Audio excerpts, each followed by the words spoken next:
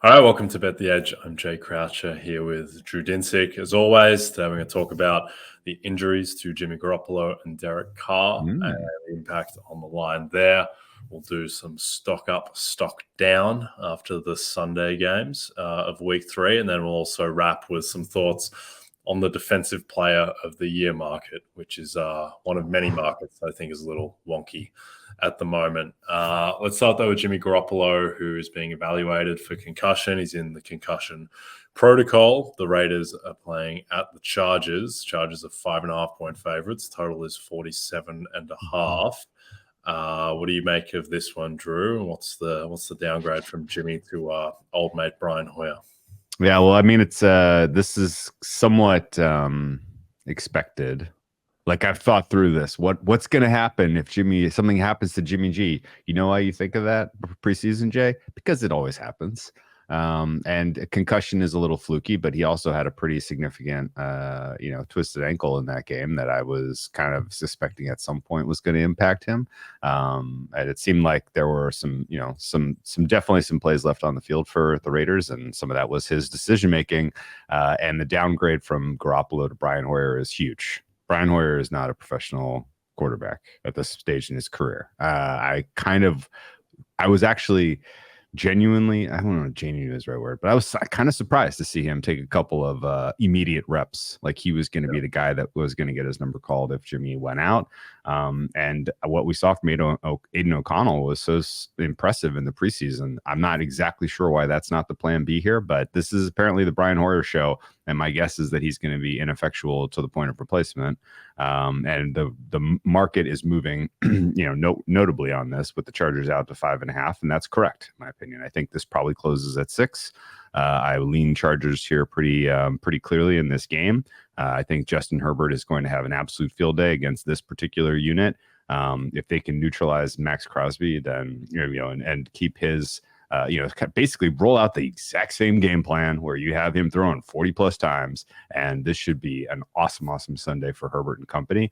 And this isn't even really me being like that bullish on Jimmy. It's just being this low on Brian Hoyer. I would expect a very conservative game plan from Las Vegas. There are a couple of wrinkles in terms of what the Chargers are doing defensively that I think are interesting. I know Derwin James also injured in this game, and he definitely matters. Probably not going to go, but I like the linebacker play you're getting from the rookie Thule.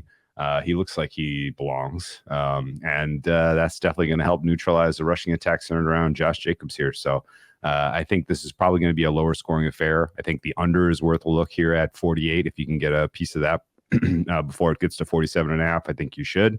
And again, if you can find 5.5 for the Chargers before it gets to 6, I think that's the right side here. So impactful injury, Raiders not expecting Jimmy G to go. And would guess that he probably misses a little bit of a chunk of time here as he recovers from ankle and head injuries. Yeah, well, yeah, you mentioned that it's not just the fact that he's got a concussion or is being evaluated for one. It's that TJ Watt almost snapped his leg in half on a tackle, and he was also Jimmy got banged up in the first couple of weeks too. So not a great start. I think the problem with Jimmy yesterday is that, and we're recording this on Monday, is that he hadn't taken a sack in the first 2 games, and then he was just under siege all of last night. He got sacked 4 times, which is very un-Jimmy-like for all his sins. One thing that he is typically very good at is avoiding sacks, and I think that was largely a product of the fact that TJ Watt had an incredible game going up against the right tackle, Jermaine Illuminor, if I'm saying that correctly, on 29 pass rushes. Watt got 6 pressures and 2 sacks against Illuminor when they were lined up. So that's not ideal. This Raiders team just seems so blah. It just seems like the definitional 7-10, 6-11 type of team. There's just nothing there on defense outside of Max Crosby, and I think it's going to be pretty ugly. If Jimmy can't go, I don't understand how they came into the season with this backup quarterback situation, given that Jimmy is just about the most unbreakable Samuel L. Jackson character there is in the NFL, where he's constantly injured and going in with Brian Hoyer as your backup seems kind of like forfeiting the season. And why would you forfeit the season if you've gone out and got Jimmy Garoppolo and you traded for Devontae Adams? And I don't really get anything that this team does. but they're 1-2, and they're probably going to be 1-3 if Jimmy G can't go against the Chargers. So you're telling me the G in Jimmy G stands for glass? Yes, that's correct. That is very correct. Let's go to the New Orleans Saints, and a guy who's typically not made of glass is Derek Carr, who, for all of his perceived weaknesses, he does stay on the field. He's very durable throughout his career, outside really of that one injury, unfortunately in his best season where he did miss the playoffs for the Raiders. But he suffered an AC joint sprain in his shoulder, being described as week to week and the best case outcome for Carr. Now, Carr has been, I think, a little bit uneven to start and was fine against the Packers, didn't really have to do a ton. And then Jameis came in and did not look good at all, albeit was thrown into the fire. The Saints play host to the Bucs. The line right now is -3. What do you make of the downgrade from Carr to Jameis?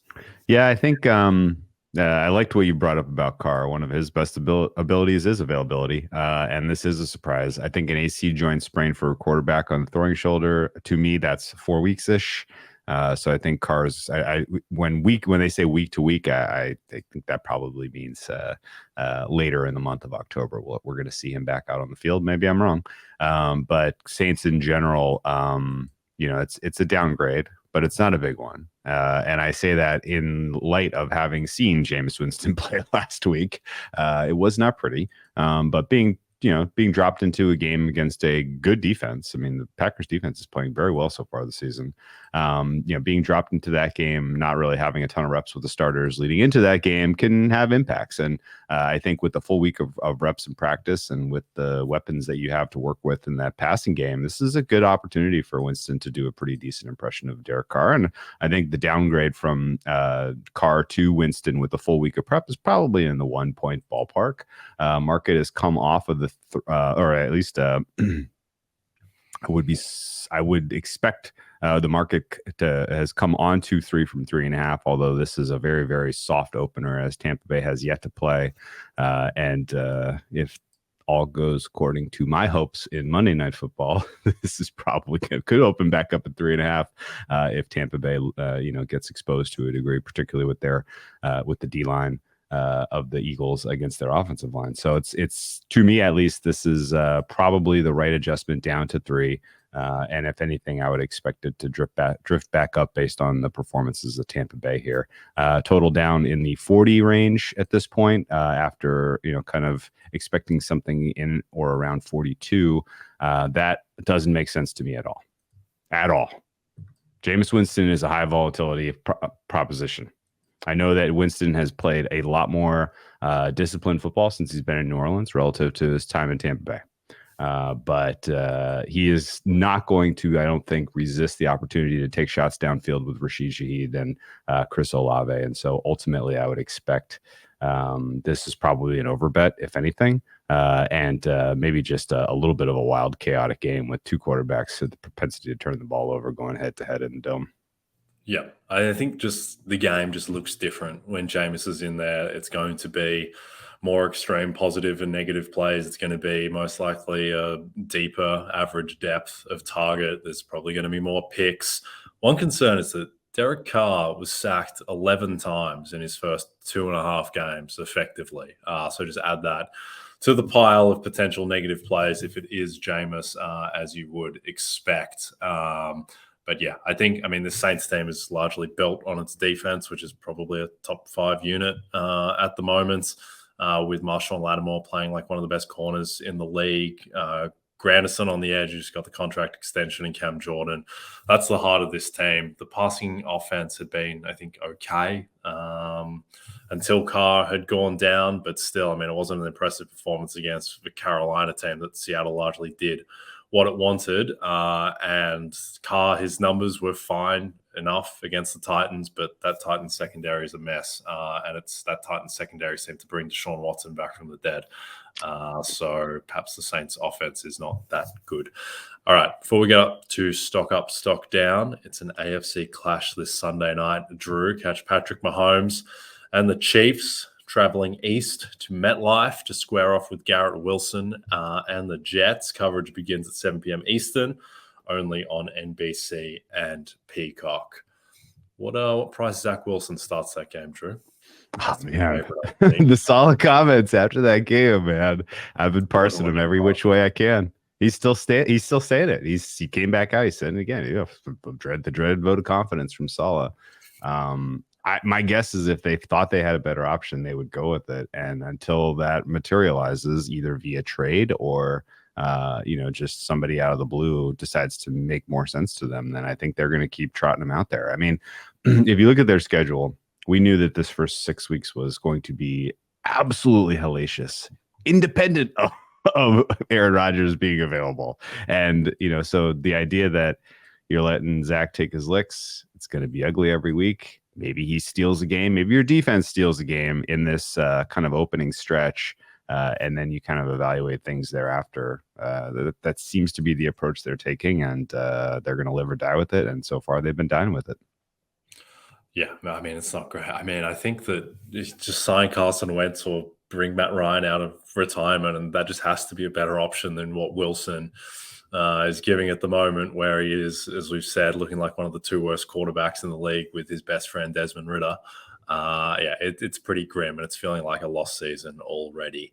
Not a lost season for the Packers, who start stock up. So I'm not sure this team's any good or not, but I guess they're stock up because they did bank the win, a fairly miraculous win. Matt LaFleur doing what Josh McDaniels couldn't and making a rational analytical decision by going for 2 down 8 and was rewarded with the win. McDaniels did not get the memo with that baffling decision at the end. But, I mean, with the Packers, sneaky thing with the Packers is they're missing like half their team. There's no Aaron Jones, no Christian Watson, no David Bakhtiari, Jenkins out as well, seemingly long term. No Jair Alexander as well on the weekend, and they still got the win. But I think it all begins and ends for the Packers with an assessment of Jordan Love, and I still have no idea if he's any good or not. Just none whatsoever. I mean, he's just a series of contradictions. 7 touchdowns against 1 interception. He's only taken 3 sacks on the season. That's fantastic. He's also got a completion percentage of 53.1%. And the Saints defense is great, but Atlanta's middle of the pack, Chicago's terrible. Yeah. And he added some value on the ground against the Saints. That was really the difference in the game. But he's bottom 3 in the league for completion percentage over expected. He was 22 of 44 on the weekend after not really throwing the ball much in the first 2 games. What's your read on Jordan Love? So in my notes for this topic, ask Jay, is Jordan Love good? Yeah, because I don't know. I don't think so. I don't think he is either. I don't think he's good, but I think he could become a capable quarterback. I guess what I like about him, and a couple of quarterbacks have this knack, back against the wall, he made a couple plays. And if your defense is performing well enough that that's all you have to do, the Jets would take that right now.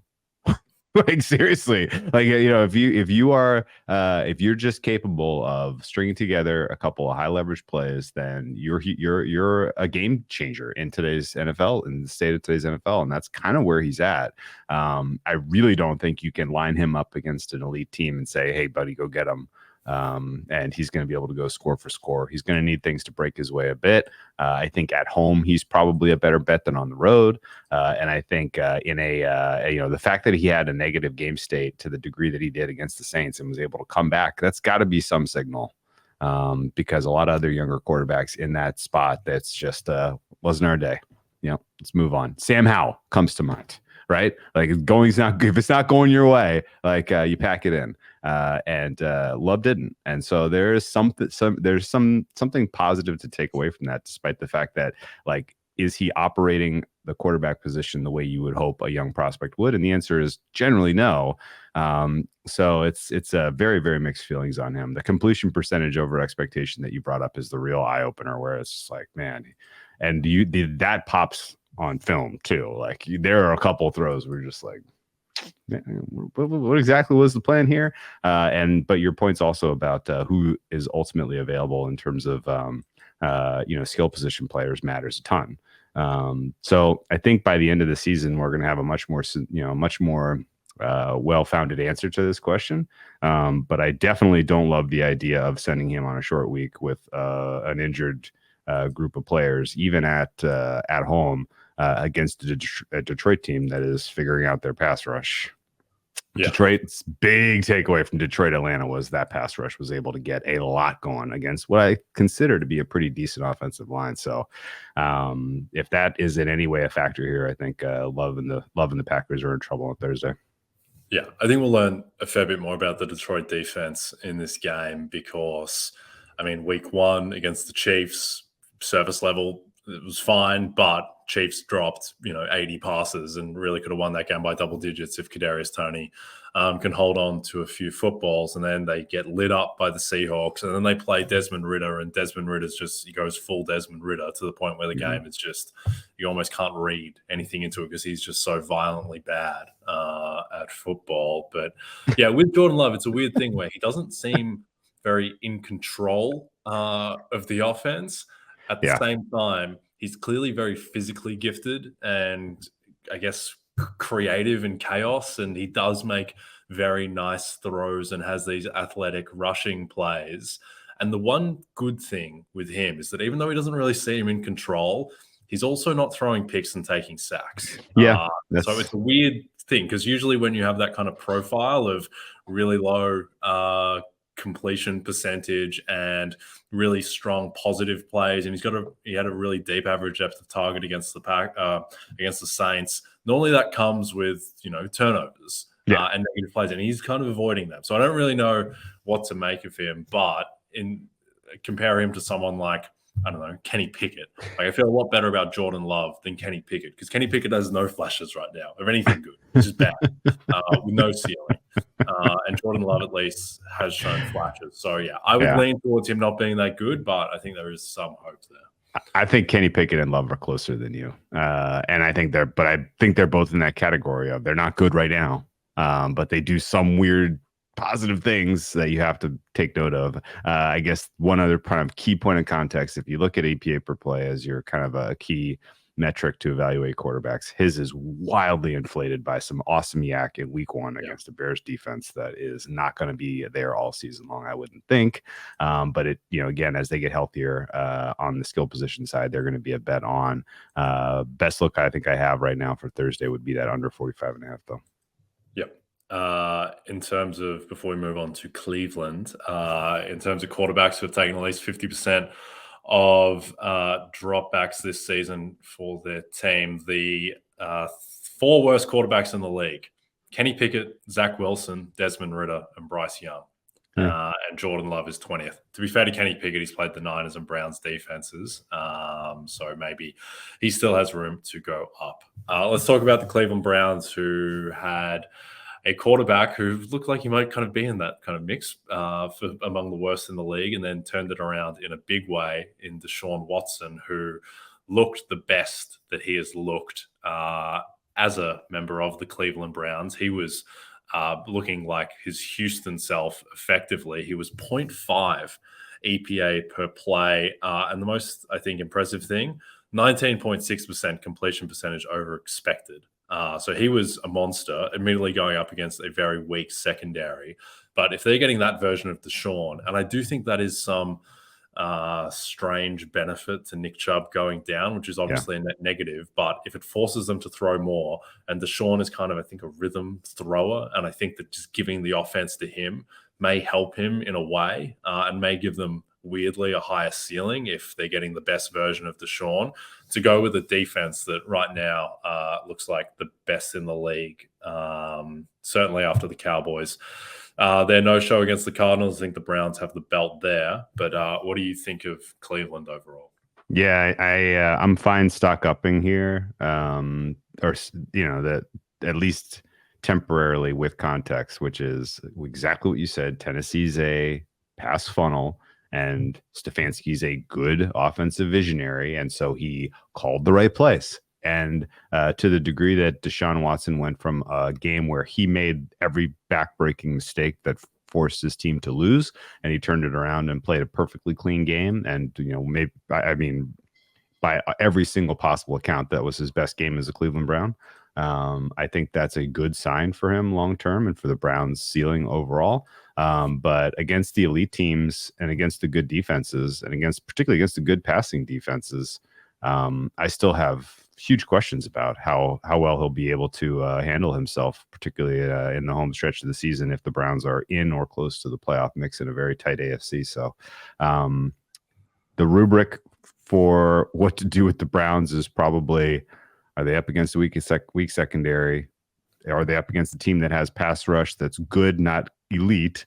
Then, you can kind of figure out for yourself whether they're going to have success, because it's going to come from the quarterback position one way or the other now. And I think the Browns defense is absolutely, they're going to do their job week in, week out. You kind of don't have to worry about that at this point, as that unit doesn't even really look like they need to stay healthy. The injuries they've sustained have been largely on the, in the secondary, and they have not mattered. So I think, expecting the Browns defense to keep their opponent under 20 week in, week out, you can probably put that in pen. You just need Deshaun Watson not to give the game away, and you're going to get a win. Now, whether you should be laying the type of points that the Browns are laying against a divisional foe with lots of familiarity in the Baltimore Ravens is a different question. That's been one of the more wild flips in terms of the look-ahead number, somewhere around, Pick'em or Baltimore small favorite. Now you're seeing Cleveland minus 3 at a flat minus 110 offshore. It's a big old move, and it's a lot of confidence that the Browns are right and that Deshaun Watson is fixed. And now he gets to play against a Mike McDonald defense that, while injured, at least has some interesting scheme wrinkles that makes it a little bit tougher to pass.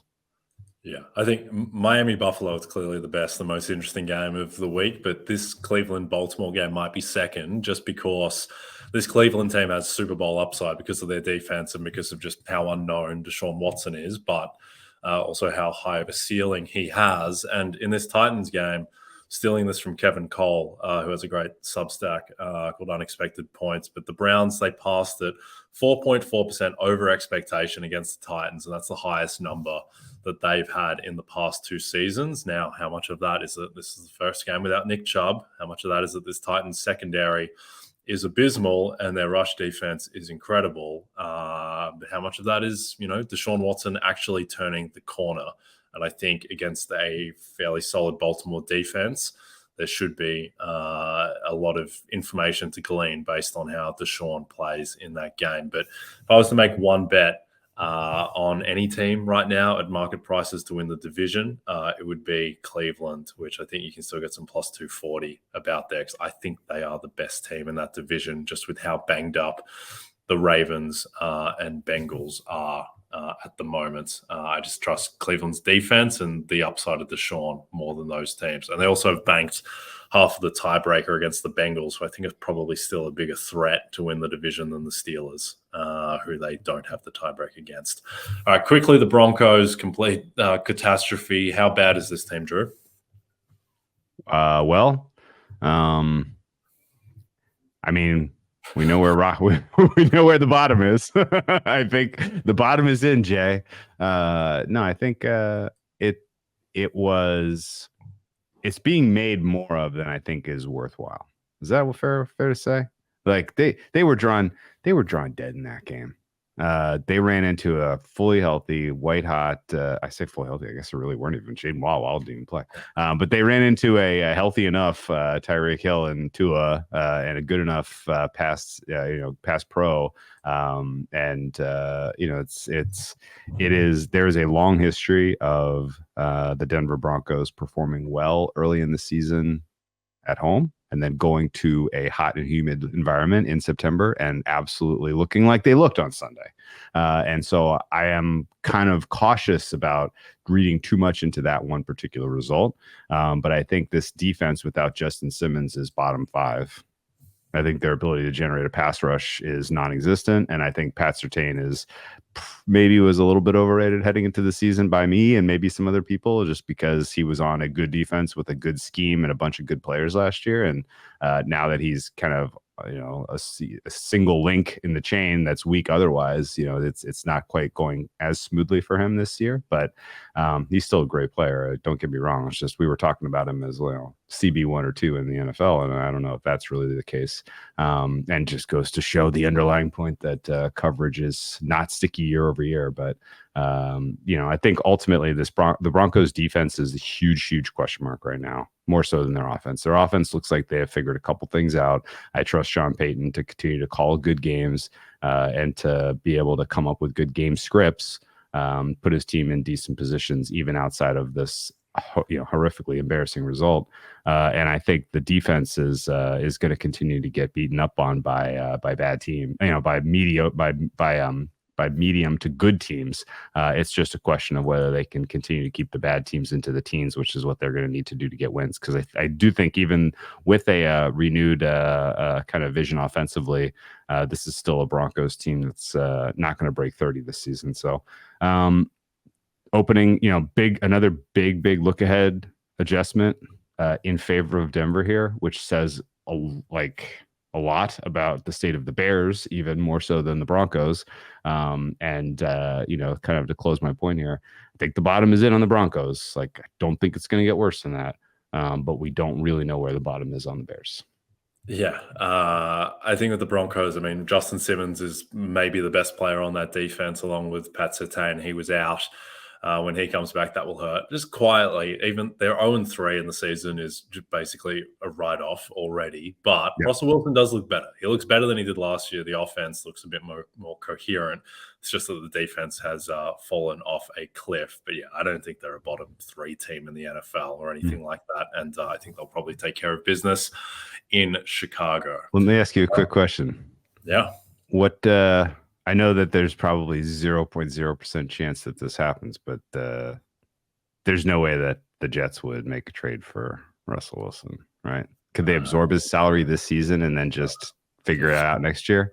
Because so much. They have a quarterback depth chart of Aaron Rodgers, Russell Wilson, Zach Wilson. It's too much. You can't put that into the universe. I say that because Russell Wilson, obviously, he's already familiar with the Daniel Hackett playbook. I don't think. I'm sure the dollars don't work out, but there's a lot of people kicking tires on trades right now for 0-3 teams sending their quarterback to the Jets, and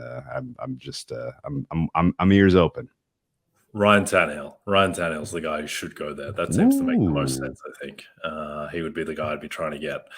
All right, before we get to Defensive Player of the Year and a player who just wrecked Ryan Tannehill, a reminder that Bet the Edge isn't the only show every weekday during the NFL season. You can also check out the Fantasy Football Happy Hour with Matthew Berry, Connor Rogers, and myself. It airs live on Peacock at noon Eastern, re-airs at 4 p.m., and is available on our NFL and NBC Sports YouTube channel, as well as wherever you listen to your podcasts. Okay, Defensive Player of the Year. Which was a fun market last year that quickly became a 2-horse race. I don't think this is going to be 2 horses. I think this is going to be 3. And Micah Parsons is the favorite right now, plus 200. TJ Watt, plus 375. Myles Garrett, plus 400. Nick Bosa would be the smoky at 20-1. And then you get into Chris Jones, Max Crosby, Aiden Hutchinson. I don't think those guys will be winning DPOY. But this market, it's very hard for me to conceive of one of those big 3 of Parsons, Watt, Garrett not winning, just because this is such an edge rusher award, and those 3 are so dominant and so integral to the identity of their defenses, all of which are looking pretty good. How would you order these 3 of Parsons, Watt, Garrett?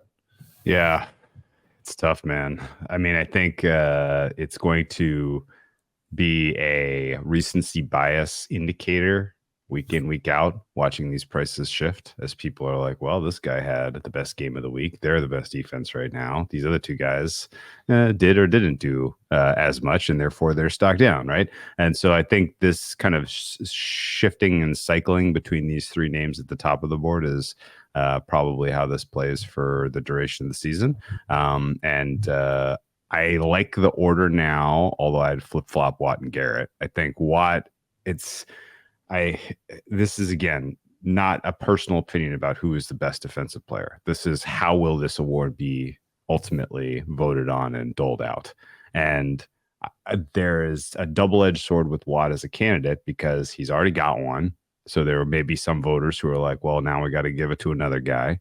And then, but at the same time, like the PR campaign that swirls for this guy from his, the Steelers faithful and JJ Watt and the broadcast, it's like, it has influence. It absolutely has influence.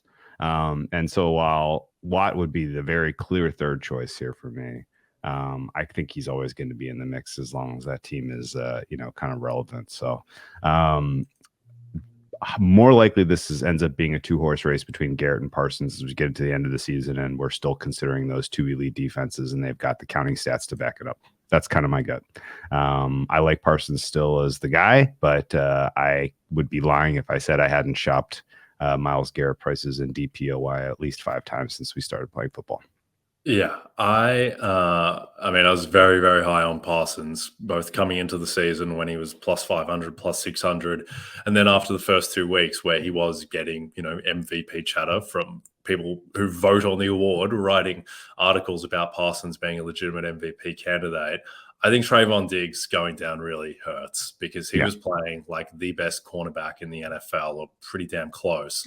The fact that he is down and Deron Bland did not look good covering for him against the Cardinals, his first play where he was tested, he commits a lengthy DPI. And Stephon Gilmore, who is, getting on a little bit, and I think was ideally placed as a number 2 opposite Diggs. Now he's going to have the harder assignment. And look, it was 1 game against the Cardinals. Still think the Cowboys have a monstrous defense, but I am starting to lean Garrett in this award because I just have more faith in this Browns defense than this Dallas defense without Trayvon Diggs, who was the second best player on that defense. So I'm starting to lean Garrett as well. If you want to project recency bias towards the end of the season, here's how Garrett ends his season. Chicago, at Houston and their offensive line mess, and then the Jets and their, again, offensive line mess in prime time. And then they play the Bengals the last week of the season, who by the time you get to the last week of the season, these things are largely already decided. And Garrett destroys the Bengals every time he plays them anyway. So that's about as perfect of a last month as you can possibly have. Meanwhile, the Cowboys, their end of the season, like they're going to play Philadelphia, at Buffalo, at Miami, Detroit. Like all explosive offenses, pretty good offensive lines. And so I think that's certainly advantage Garrett in terms of the closing schedule. Look, schedule isn't everything. If Parsons has got a significant lead by that point, he will win. But I think the waters are starting to shift in Garrett's favor. And what is a legitimate threat? Like I would have him, like you do, slightly behind the top 2 because he's already won it. He's on a worse team than these 2 teams, and he's on a worse defense than these 2 defenses. Okay. And so I think he has a slightly higher bar to clear. At the same time, as someone who has bet on Parsons and Garrett and hasn't really bet on Watt, watching Watt on Sunday Night Football was terrifying because he could have had 5 sacks in that game against Jimmy, and he's an absolute monster. Yeah. So he's very much in the race as well. And as someone who cheered heavily against TJ Watt in 2021 because I had a Parsons 101 DPOY ticket. I'm not looking forward to having to do the same thing again. Yeah. But I will have to because I don't think there's much value on Watt at his current price. I do think there is definitely value on Garrett at pretty much every price in the market. I think Parsons is probably fairly priced. So I had a different experience in 2021 where I had wire to almost wire leader Myles Garrett at 8-1 preseason. That was my biggest position. I was pretty sure it was a 1-horse kind of race for me, and I regretted never taking any Watt, even though it was pretty clear he was coming. I'm going to set an alarm for December. Oh, sorry, excuse me. The night of November 30th. It's a Thursday night game. Micah Parsons will be coming off of 2 high-profile standalone games: Thanksgiving hosting the Commanders, and Thursday Night Football the following week hosting the Seattle Seahawks. He will, I think, do quite well in those 2 contests. That's 2 nice little matchups against offensive lines that at least, and quarterbacks that don't necessarily handle things well. If he wrecks those 2 games, I think that's probably the buy point on Myles Garrett. And hopefully, people forget about him a little. He has a couple, because he always does have kind of a lull in the middle of the season where he can't quite bring the same effort that you see from him at the very beginning of the season or in the high profile games. So I think Garrett may fade a bit between now and the middle of the season, while the standalone games for the Cowboys kind of push him up the board, or he's already at the top obviously, but shorten his price even more, and then try to buy in like the 5-1 range on Garrett before we hit the month of December, because almost certainly that home stretch that you discussed for the Browns is that's kind of ideal. Yeah. And I think as well that if you're projecting out that the race is going to be close, which it looks like it's going to be, and they're going to be within a couple of sacks of each other, then you have to kind of project what will the tiebreak be. And the tiebreak in these things typically is who has the best defense and who is representative of the best defense. And I think there is more of a chance that consensus firms that the Browns with Jim Schwartz have the best defense in the league than the Cowboys do, or the Steelers do. I don't think the Steelers are going to be seen by anyone as the best defense in the league. And there's a chance certainly that the Cowboys do, and Parsons has got a lot of narrative with Trayvon Diggs out, but I'd rather have Trayvon Diggs in and have a better chance to have the best defense than have to have Parsons be Superman without him. So, well, I'm going to apologize in advance to the Browns fans and to the Myles Garrett backers, because every week goes by that the Browns give up serious points, including could be this week to Lamar Jackson. I'm going to ask you if the Browns peaked too early. Did the Browns peak too early? Did they peak too early? Did they peak too early? There's going to be a lot of that for me this season, hoping that Garrett drifts and that I can buy low on him in December. Yep. It'll be a fun market to track.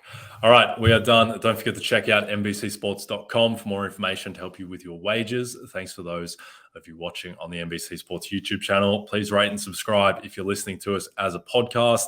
And a reminder to find all your favorite NBC Sports shows on Amazon Music. Just head to amazon.com/NBC Sports. From Jay Croucher and Drew Dinsick, we will see you tomorrow.